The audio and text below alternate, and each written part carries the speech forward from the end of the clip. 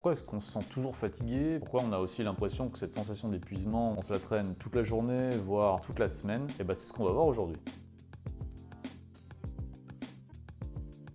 Salut tout le monde, bienvenue sur Renverser la routine. Je m'appelle Guillaume, je suis coach sportif en exercice spécialisé dans les techniques d'habitude durables. Et aujourd'hui, ce qu'on va voir, c'est un problème qui revient souvent parmi les personnes que je côtoie. Que ce soit dans mon cercle professionnel ou personnel, il y a une chose qui revient extrêmement souvent, c'est la sensation d'être constamment fatigué et de ne pas vraiment savoir d'où ça vient, d'avoir un peu de difficulté à inverser la tendance. Et ce, quel que soit le nombre d'heures de sommeil qu'on effectue, eh bien on a l'impression que rien n'y fait, on se sent constamment fatigué et on a l'impression de manquer d'énergie toute la journée. Et si ça revient aussi souvent, c'est que cette sensation de fatigue chronique, elle peut se ressentir à absolument tous les âges de la vie. Que ce soit à l'adolescence, à la vingtaine, la trentaine, la quarantaine, la cinquantaine ou plus, il n'y a vraiment pas de facteur d'âge qui rentre en compte à ce niveau-là. Et ces moments de fatigue, d'avoir l'impression de passer comme un fantôme dans sa journée, je les ai beaucoup ressentis lorsque j'étais plus jeune et notamment à la fac. Et j'ai donc cherché et expérimenté sur moi ce qui pourrait me permettre de diminuer cette sensation de fatigue.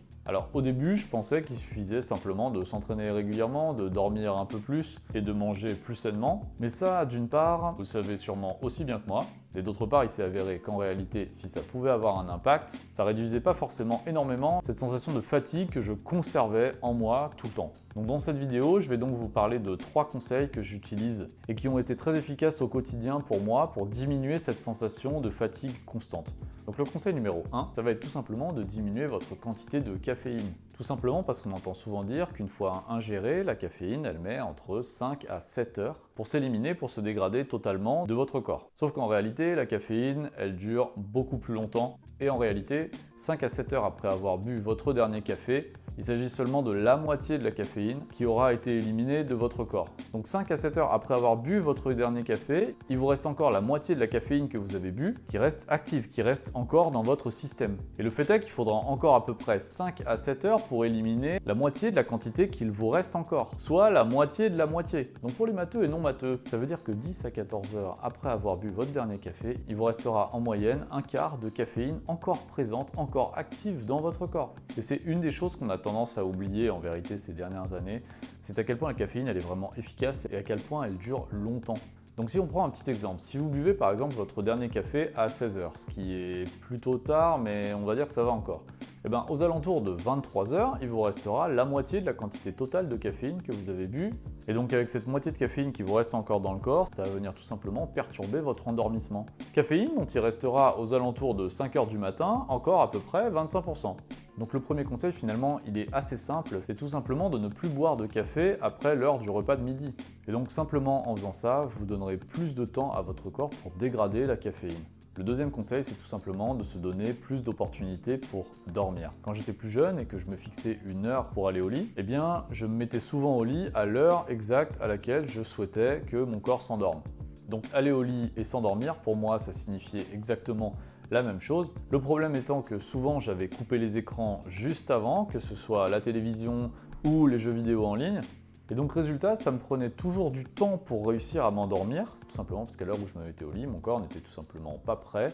Il était encore en situation d'éveil et d'attention, et donc pas préparé pour une bonne nuit de sommeil. Donc la chose qui me permet maintenant de m'endormir de manière bien plus facile, c'est tout simplement de me mettre au lit une heure avant l'heure à laquelle je compte avoir fermé les yeux pour dormir. Si par exemple je compte avoir fermé les yeux à minuit, je suis forcément au lit à 23 heures. Tout ça simplement pour permettre à mon corps de s'endormir et de se mettre dans de bonnes dispositions, même si une fois au lit, j'aurais pas forcément fermé les yeux, j'aurais pas forcément éteint la lumière, je serai simplement couché, ce qui va permettre à mon corps de se préparer à sa prochaine nuit. Et le troisième conseil qu'on va voir, c'est tout simplement d'améliorer son rythme circadien. Rythme circa quoi là? Le rythme circadien, Guillaume. Le rythme circadien, Guillaume, le rythme circadien. Bah fais la définition si tu veux. Hein. Non, c'est bon, vas-y. Par définition, le rythme circadien, c'est tout simplement votre propre horloge biologique qui vous indique quand il fait jour et quand il fait nuit. Et donc, quand il faut avoir de l'énergie et quand il faut vous reposer. Et ce rythme circadien, il est principalement dicté par la lumière du jour. Et c'est donc tout simplement pour ça que consulter un écran avant de se coucher, c'est nocif, parce que la lumière bleue des écrans va tout simplement inhiber la mélatonine, qui est l'hormone impliquée dans le sommeil et dans la synchronisation entre l'éveil et le sommeil.